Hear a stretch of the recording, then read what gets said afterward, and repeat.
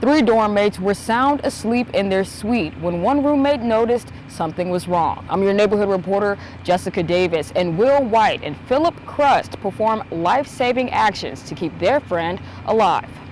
There's areas where you don't have cell service and all you're thinking is like, oh my God, just let me get to him, let me get to him. Jake Nicolausens is a freshman at BSU. His parents tell me he's been perfectly healthy his entire life until the morning of April 1st when Jake went into cardiac arrest. I've seen it happen to other people. I've seen it happen like in the sports world, but no, I never thought that it would happen to me. The warning signs came after Jake's roommate, Will, noticed that he was making unusual noises in his sleep. At first, I just thought it to be snoring and left it alone, but after hearing it a little more is when I called out his name and tried to get his attention and didn't get a response from him. Will quickly checked for a pulse and noticed Jake wasn't breathing, so he grabbed their suite mate Phil and called 911. And we, per instructions of the 911 operator, got him on the floor and started doing CPR until the paramedics could arrive.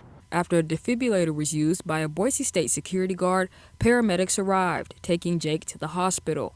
His mother driving 2 hours away from Haley, Idaho, and his dad catching a flight from Tennessee. I'm supposed to meet Jake for breakfast because I had a midday flight.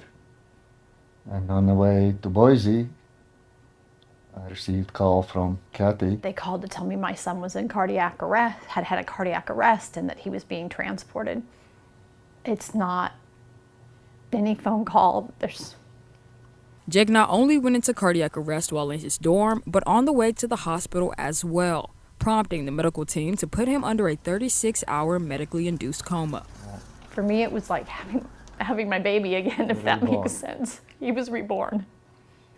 And you're not really aware of what the road is ahead because after that 36 hours and him coming back off the ventilator, he did have another cardiac arrest. Despite 3 cardiac arrests and a coma, thankfully, Jake is still here. Ruth bars.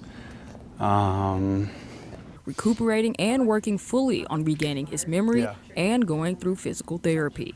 Me, Will, and Phil will just hang out together when we're all home, and I don't know, I'm beyond thankful for them, for what they've done for me. I don't know how I could repay them. It's just, it's amazing to see how much they care. Jake is recovering and plans to leave the hospital on Monday, April 15th. And Jake and his family would like to thank everyone who has supported them during this time, from Jake's roommates to his fraternity brothers, his hometown, and especially first responders. I'm your neighborhood reporter, Jessica Davis, reporting for Idaho News 6.